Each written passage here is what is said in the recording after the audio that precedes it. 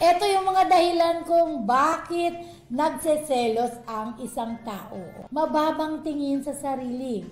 Kung hindi maganda ang tingin ng isang tao sa sarili niya, maaari siyang magselos kapag nararamdaman niyang mas magaling ang iba.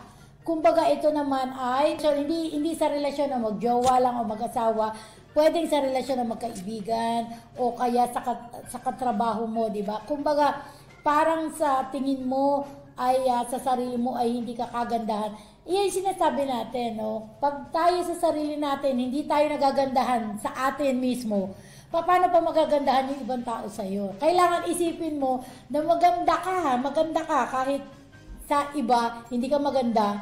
Pag naisip mo maganda ka, lalabas yung kagandahan mo, di ba? Bahala na sila kung hindi ka maganda sa paningin nila.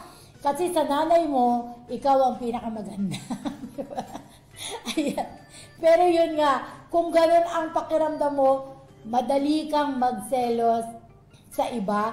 Kasi parang yung selos parang inggit na rin di ba? No?